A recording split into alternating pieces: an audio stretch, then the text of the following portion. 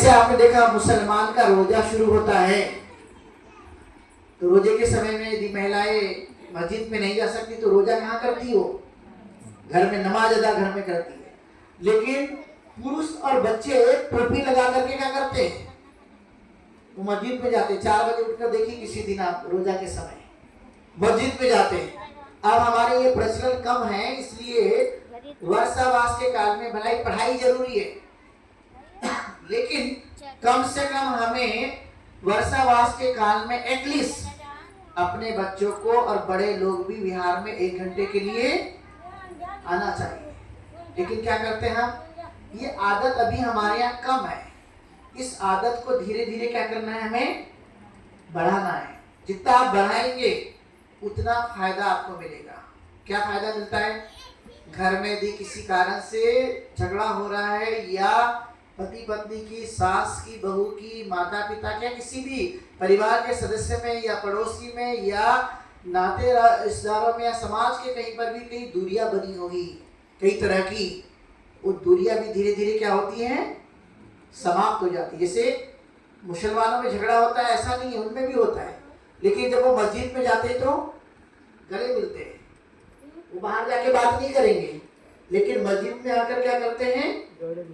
मिलेंगे, आपस में एक साथ जो है वो बैठना उठना करते हैं। ये यूनिटी हमारे समाज में भी आना चाहिए, क्योंकि ये सब कहाँ से शुरू हुआ? तथागत गौतम बुद्ध के धम्म से शुरू हुआ। तो आपको कितना टाइम है वो सब निकाल कर, इसलिए हम अपना समय कैसे बचाएंगे इसका ध्यान रखते हुए 3 महीने के लिए एटलीस्ट कम से कम विहार में आना जरूरी है। रविवार के दिन तो आना अनिवार्य है, लेकिन वर्षावास के काल में 3 महीने तक हम विहार में आए। बुद्ध उसका धर्म ग्रंथ मिलिंद प्रश्न, जो संवाद है भिक्खु नागसेन का और राजा मिलिंद का, क्या प्रश्न किया, क्या उत्तर आया? कई बार आप ले ना, पुनर्जन्म क्या है, जन्म क्या है, हमारा जीवन कैसा होता है, वो सब वहां पे उत्तर लिखे गए। भिक्खु नागसेन ने पूरा का पूरा उत्तर दिया। जबकि ये राजा मिलिंद क्या थे? 19 शास्त्रों के ज्ञाता थे। 19 शास्त्रों के अलग अलग विषय के बारे में वो ज्ञान रखने वाले थे, और वो ज्ञान रख करके उसको लगता था कि जम्मू द्वीप में मेरे जैसा ज्ञानवान कोई नहीं है, कोई तो मिले। तब उनको मिला था भिक्खु जो नागसेन है।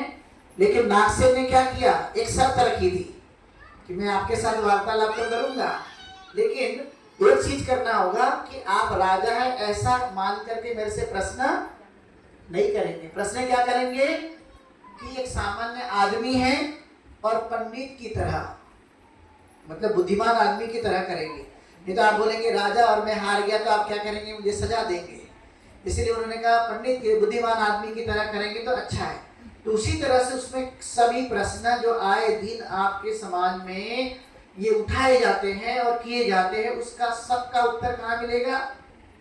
मिलिंद प्रश्न में।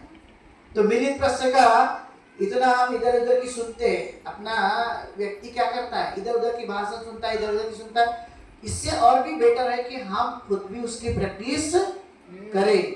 नता वता धम्म धरो या वता बहुभास्ति, ऐसा पाली में आता है कि बहुत अधिक बोलने से नहीं धम्मधर होता है, लेकिन वो जितना जानता है उसको क्या करता है?